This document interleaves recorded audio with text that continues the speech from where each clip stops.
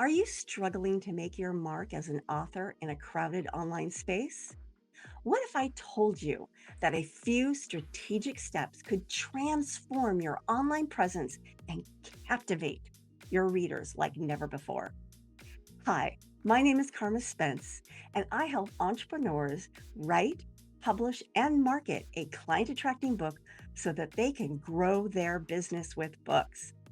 In this video, I'm going to share the key steps of building a powerful author platform that not only showcases your work, but also creates a thriving community of loyal readers.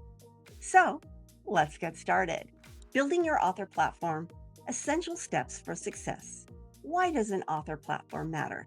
Here are three reasons. One, it establishes credibility. Two, it connects you with your readers. And three, it provides a foundation for marketing efforts. The key components of an author platform include a professional website, an engaging social media presence, an email list, and if you're smart, a media kit. First, let's talk about building your website. This does not need to be some big, elaborate website. It doesn't need to have bells and whistles and 10 million pages. No, it can be very simple. And it starts off with your domain name. You want a simple, memorable domain name that people can connect to you and your brand. The best one is your name. For example, I have karmaspence.com, but it could also be the name of your book. I also have publicspeakingsuperpowers.com, which was my award-winning book. If you can't get that, sometimes you can append something to your name. So for example, I also own Karma Spence Writer. And quick tip, make sure that your domain name doesn't have something unfortunate in it. So for example, it is no longer in existence, but there used to be a domain, Choose Spain. It was the domain for the tourism organization for Spain. But if you spell it out in all lowercase letters and smoosh it together, you could also read it as Chooses Pain. Very unfortunate. Another one was Speed of Art, which could also be read as Speedo Fart. So take a look at your domain name before you buy it and make sure it doesn't have an alternative meaning that you don't intend. You also want to ensure that your website is mobile friendly. Now, today that is really easy to do. If you've got a WordPress website, most, if not all, themes offered today are mobile friendly. If you're having a web designer work on it, make sure that they know that and that they test it. And then you only need 4 essential pages. 1, a page that's about you and your author's journey. This is a simple, no more than say 500-word story about you and your journey and why you are in business, why you write your book. That can, in a pinch, for a first-time author who's getting their first website, it can also serve as your homepage. I pretty much use that as my homepage on Carma Spence Writer. But eventually your homepage might evolve into something else and your about page will move aside to being a subpage. You need a book page. This is a page that's dedicated to one book. If you have multiple books, then you want a page that says, here are all my books and have links out to dedicated book pages. You want a media kit page. This is a page where you have all the information that bloggers, podcasters, and journalists would find information and resources to help them write and talk about you. It helps them prepare for interviewing you. So it might include things like headshots, a professional bio, a Q&A. It can give suggested questions and even potential answers to those suggested questions. Things like that, maybe a book one sheet. And then of course you need a contact page. Now you don't need to have your address and phone number and email address there. You can have a simple form, and like WordPress has plugins that can give you beautiful forms. However, if you are trying to get media attention, it is very important to have an email, even better, a phone number. And it doesn't have to be your personal one. It doesn't have to be your cell phone. It can be a Google number that forwards. But have that information there because journalists are often on tight deadlines and want to contact somebody right away. You want to have an engaging social media presence. Now, that does not mean you need to be everywhere. No, I recommend that you at first focus on one and then grow to focus on two or three at a time. Right now, I'm experimenting with several, but my focus is on two. And the two that you want to focus on are the ones where you're pretty sure that your ideal clients are hanging out. For me, that's LinkedIn and Facebook. But for you, it might include TikTok or Instagram or even Pinterest. Pinterest is a very good place if you want to build traffic to your website. In fact, I found that for many of my websites, a third of my traffic comes directly from Pinterest. So that's just something to think about. But it also depends who's your ideal market and what kind of book are you writing. You want to post to your social media consistently and you want to interact with your followers. What does that mean? That means when you post something and they engage with it, that means they comment on it, you want to engage with that comment. That means at least like it or heart it or react to it. And if it's something that you can respond to it. What that does is it gets them into a conversation with you because sometimes I'll have like big long conversations all on the comments. Sometimes not. It doesn't matter. That interaction that they're posting, you're posting, they're posting, you're posting, that tells the algorithm that you have content that your audience wants. And so it serves up your content to your audience more. And you want to share a mix of content. You want to share personal stories, book updates, helpful tips, questions, and experiment with different types of content on different platforms. So, for example, I was experimenting with longer form content because that's what I tend to like to write. LinkedIn likes that. My peeps on LinkedIn like my longer form, thoughtful content, and they tend to engage with it. Facebook, eh. My people on Facebook love it when I ask them questions, post pictures of my cat, or share things that I'm doing in my life. That's what they engage with most. They also like pithy tips. So my content is shorter on Facebook than it is on LinkedIn. And that's because I experimented. Your audience may be completely different. Maybe your Facebook audience likes longer content.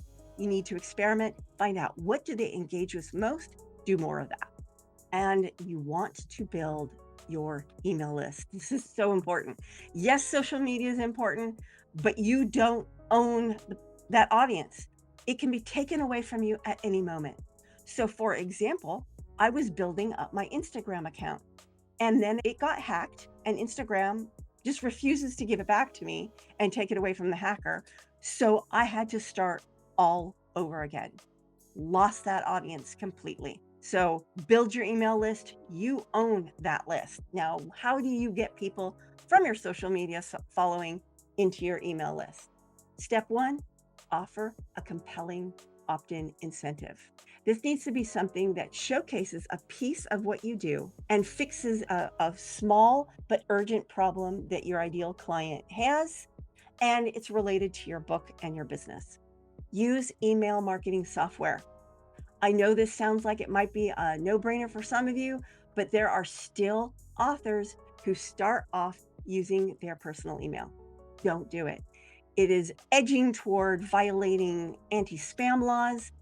Email marketing software keeps you on the right side of the law there. And it gives you all these tools so that you can segment your audience. You can set up automated campaigns that you just can't do with your personal email.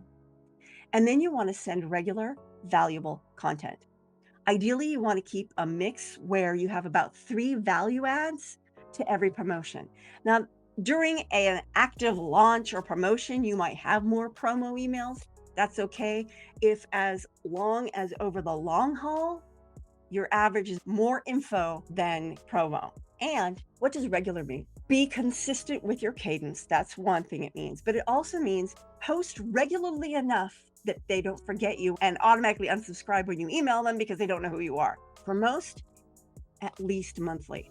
However, and this is something you should consider, as soon as I started emailing my list more often, and this is going to sound crazy, almost daily, almost daily, that increased my engagement. My open rate increased and my click through rate increased. And that's because I started emailing my list more. And if they are really your people, They aren't going to unsubscribe. If they're too busy, they're just going to not read your email, which is not the ideal, but they will read some of your emails, just not all of them. And the people who unsubscribe, they aren't your peeps. So it doesn't matter. Offer your ideal people what they want and need. Now, your media kit.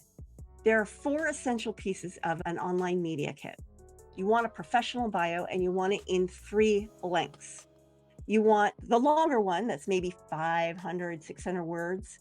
That one gives the details of who you are and what you do. That's your full bio. Then you want to create a version of that that's like half that length, because that might go into about boxes and things like that. And then you want a 1 or 2 sentence one that people can use in a byline.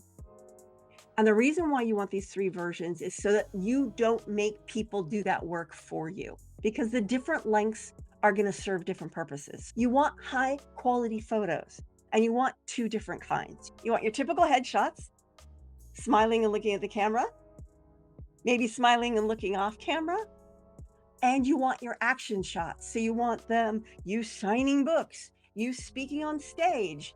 You want these different action shots so that, number one, it shows that you're dynamic, but it also can be more interesting than just the headshot. And then you want a book detail page, and you want 1 page per book. So if you have 1 book, you're going to have 1 page that says, "This is my book, here it is." But once you start getting multiple books, what you're going to want is a page that says, "Here are all my books," and then links out to individual pages for those books. And if you have a series, you might also want a series page that links out to those. So for example, on carmaspence.com, you go to carmaspence.com/author, you see a page with all my books, and you have links to all those books, but you also have a link to my recent series, the Author's Journey series. That tells you about the series as a whole and provides links to the individual book pages. And finally, you want your general information and press release. So if you have press releases, have links out to those, because that gives more information about you. If you have press coverage already, if you've been featured on a podcast or a blog, or even better in a newspaper, have links to those items as well, because prior coverage helps you get new coverage. And you want information. So do you have a Q&A sheet? Do you have a book 1 sheet? Those kinds of things. You want links to that. If you would like an example of what an online book media kit looks like, drop media kit in the comments and I will send you a link to a couple of mine that you can use as examples. Now, consistency is the key in building your author platform.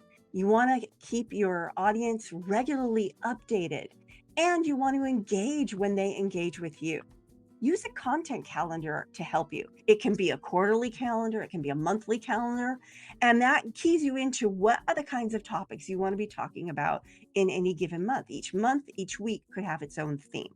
And you want to have a nice balance between promotional and non-promotional content. Like I said, 3 parts non-promotional to 1 part promotional.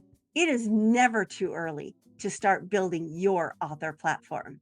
The information in this video has been pulled straight from my book, Serve Up Your Book, which helps you navigate the book marketing buffet with ease so that you can serve your book up to the world and attract more and better clients. You can learn more about that book at carmaspence.com/book, the number 4, AJS. This presentation has been part of the Serve Up Your Book this summer event, in which I am sharing all sorts of webinars, videos, infographics, and more to help you serve up your book to the world.